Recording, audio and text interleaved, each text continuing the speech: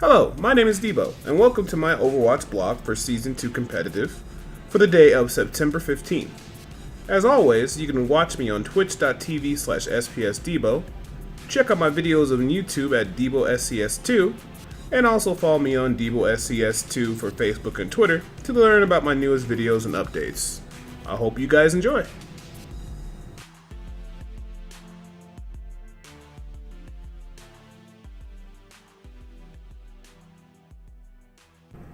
Hey guys, Debo here. We're just going to go ahead and get into it today. And as always, like I do with all my blogs, I just go ahead and give you what was my win-loss percentage today. Started the day off at 2,831 points. Ended up going today, let me see here, 14 for 9. And ended up getting 383 points, pushing us up to Diamond, and only losing 201 points today. Interesting enough, if you guys know, I've been trying a new technique in terms of ranking up that's been more focused around the style of of individual performance over everything else. The reason for this is because individual performance inside of a match affects how many points you gain total when climbing, also in combination of how many points you lose when you do happen to take a loss. If you have a good individual performance, you'll lose less points when you lose and gain more points when you win. Have a very bad performance, well, you get the idea. You won't gain as many points as you possibly can, and then also when you lose, you will probably end up counteracting all the gains in which you have. Just so I can elaborate really quick, let me give you a good example. If I basically have a good performance for Lucio, which is easy to get a good performance or a gold medal category in healing, and then you do something else backing up with, let's say, objective time, you can easily get your points anywhere between the points of spread about 27 to about 31, 32.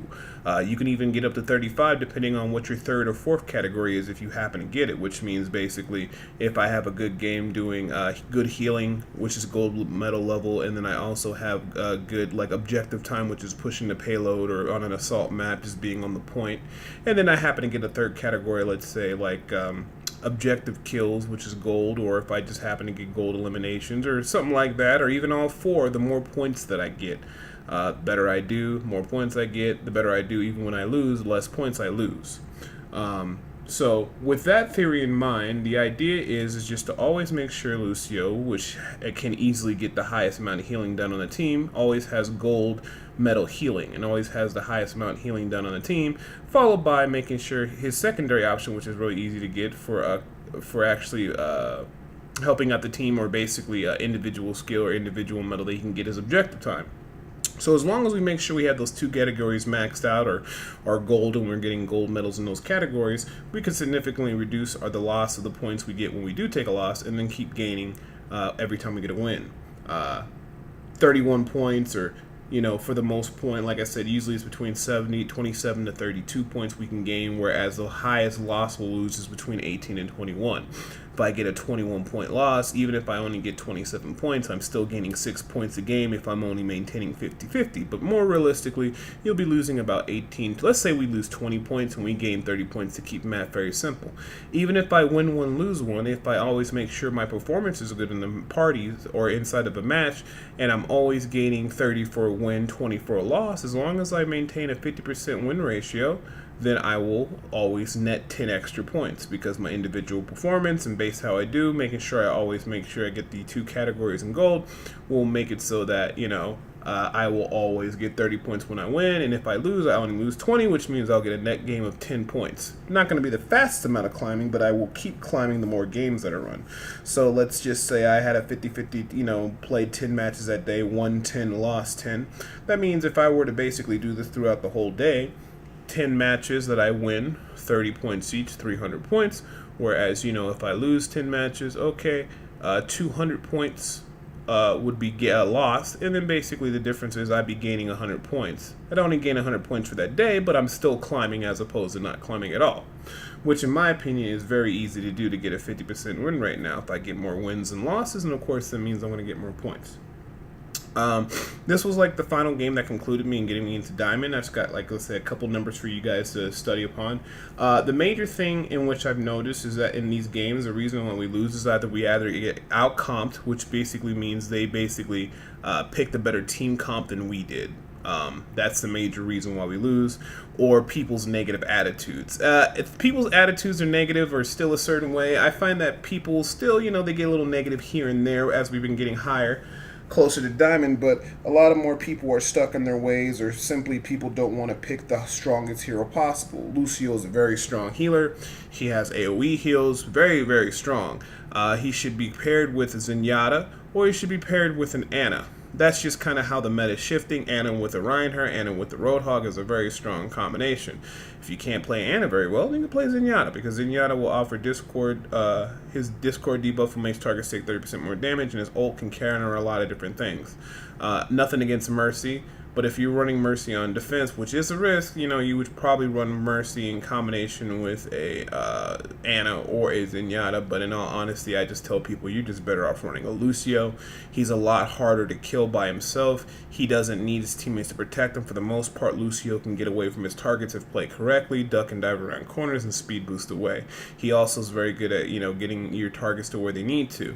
If you run like a Lucio with the Ana, you boost a Reinhardt with the ultimate. He can then speed boost the Reinhardt into everybody and just massively take out everybody. Or even with like a Zenyatta, he can basically work together to keep people. Well, Zenyatta kind of burst healing, keeping people's lives up with the Orbs of Harmony, and just basically keeping things going pretty well with the AoE heals to everybody. So they complement each other very well. But the biggest thing is you want to really play Lucio, at least when you're solo queuing, because he can make up a big difference in the team composition. He can heal everybody. He has good escape, and he got the ability to just not, constantly get camped like a lone Zenyatta or a lone Mercy. A lot of people say, like I was arguing with one person today, she said, you got to protect me while I'm playing Mercy. And I'm telling people, if you're playing in solo queue with complete strangers that you don't know, and you have to depend on somebody to save you or flank for you or simply keep you alive, that you should not be playing that in solo queue. Now, if you're duo queuing, tri queuing, quad queuing, or you got a 5-man or 6-man group, that is their job to protect you, then Mercy gets better. But Mercy requires good communication and teammates to help protect you. And if you don't have that, then what's the point of basically running her? Could you not run a Lucio that's a little bit safer? Could you not run an Ana that has a sleep dart and has different ways where she can basically take out her targets and keep herself healed? Why not run a Zenyatta? Because even with the Zenyatta, if somebody tries to go in with you, you can discord that target, then have an attempt to put some damage in. Zenyatta's very first good defense is his good offense. He can discord a target that will chase him. People can blow him up real quick, and it makes it very dangerous because no one wants to jump on Zenyatta because of the discord. And then people turn around, Zenyatta calls out, they die. Or like I said, Ana can defend herself, get away, sleep dart, or just basically put damage on the target that will try to go in on her.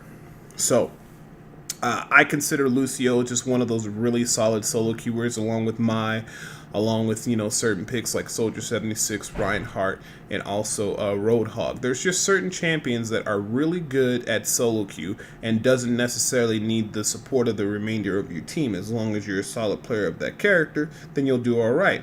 There's plenty of other characters that also kind of basically function better when you're in a duo, tri-queue, or 4 or 5 or 6-man group because, they might need a little bit more assistance to work. Let's say like a Bastion on attack or a Torchmore on defense. There's nothing wrong with those picks, but they're not the strongest picks when you're going to, at least in my opinion, when you're going into a solo queue environment where you can't necessarily always rely on your team. Now, if you can rely on your team, that's great, but I always tell people you want to pick the safe option and do the smart thing and just simply make it easier for yourself so you can keep climbing. Anyways, that's just all I feel about that. Lucio's a very strong solo queue character, just like some other certain picks are. He's not the end-all be-all for setups, but especially if you're running solo, he's just one of those heroes that can just do a lot of stuff. He's very independent. He doesn't rely on anybody, and he can do a lot of work, and he can influence the outcome of the battle very well. So basically, starting on the 13th of September, I decided to start playing Lucio exclusively like halfway through the day. As when I started playing Lucio that day, I went 7 for 3, which gave me 215 points. And then with a little bit of the new method I was applying to my games, which is basically focusing on, making sure my individual performance is good to negate the loss of my points, which I talked early in this video today. And recently, in the last couple of days, has been a big theme. I've been telling people you got to make sure you check your individual performance to make sure you don't lose a lot of points. The first day on the 13th of September, I went 7 for 3. I gained 215 points and lost only 52. Now, on the next day, on the 14th of September, I went 9 for 3 with Lucio. 272 points gained, 81 points lost. Now, keep in mind, I'm gaining about anywhere between 28 to 32 points per game, only losing 8 or 17 to about 20 at the most 21 points a game. So I'm always gaining. Combine that with the fact that if we go on a win streak, we get the additional win streak bonus and we get extra MMR, extra points while we're climbing, which makes things go even smoother. Now, on the third and final day, which is we're getting closer to Diamond, things kind of stagnated just a tiny bit. But we just persevered on and stuck to our strategy, which is just making sure our good personal performance as well. We ended up going 14 for 9. We gained 383 points and lost 201. We still gained 183 points. We still climbed and eventually making it so we ended in Diamond. So since we started on the 13th, we basically had 45 games as Lucio's. Of course, we had some draws and stuff, but I didn't include them in this analysis or include them in my total numbers. We ended up playing, I'm trying to see here, 45 games. Okay, now out of those 45 games, we won 30, lost 15, which basically means I do believe is a 66.61%. So we'll just go ahead and it's about a 67% win rate. We gained 870 points and lost 334, sitting basically. Sticking to our strategy and what we wanted to do to climb. That basically means we netted 536 comp points, which basically took us from what we started off on this when we started playing exclusive Lucio and try to put this plan into motion. We started off at 2,509 points, which is basically 9 points at the 2,500 plat entry range on September 13th, and 2 days later, and 45 games played as Lucio, we ended at 3,013 diamond rank on September 15th. So 67% win rate, 2,500 plat to 13 diamond, or 2,509. And this just gives you good insight that basically our system is working. Our individual performance that we're able to tie to Lucio, since he's very easy to get gold medal and overall healing for the team due to his AoE heals, and he's very easy to get gold objective time because he's a good person to sit on the payload and push it, and also he's a good one to contest certain points or just be on the objectives and stuff like that, really have made, at least ensuring that we had 2 gold medal categories has significantly made our climbing be a lot easier, and basically took the necessary climb off, or took the necessary focus off saying that, okay, we need like a 60-70% win ratio because we lose some more points than we gain at some points during the match. So we don't have to sit there and worry like, okay, well, we gained 25 this game, we gained 19 this one. Okay, I lose the next one and I lose 28 points because I had a bad game. We don't have to worry about that. We're consistently able to control the outcome of our points by our individual performance, and ever since we've been focusing on our individual performance to get those 2 categories of gold medals, and which is basically, like I keep saying again and again to get it in people's head, as the objective time and the healing, we have been able to only need a 50% win-loss ratio to continue climbing. Even if it's only anywhere between 8 to 10 points a game, hey, if you know that all you need is to win half your games or 50%, and then as long as your individual performance is good in the matches, you'll climb very easily. I don't know when this is going to stop working, okay? I'm going to keep running this to see how high I can get. It might stop at Masters. I think I'll be able to get the least Masters. I don't know if it'll be a fast climb, might have a good day or bad day, but I can realistically see me getting Masters quite easily if we just keep sticking to the strategy. Beyond Masters, I don't know. I don't know how that will go. I don't know how it will look for Grandmaster. I don't know what you'll have to do, but the goal is just to climb the highest we can solo queue without requiring anybody else's help, to depend only on ourselves and to focus on our individual performance, so we're just basically not succumbing to the fact that we think that the only way to climb is by simply having to have like a whole group of people to climb with. Or, what I'm saying, if we could do it solo, that means we could definitely do it in a group, and we don't need anybody else to hold our hand or do whatever. So if we can just basically just keep exploring the system and push it to its limits, seeing what this individuality in terms of our points, and analyzing the data, recording all our results, and looking at what is working for us when we climb, or what is basically allowing us to get all these points, as long as we keep doing that, then we'll continue to climb.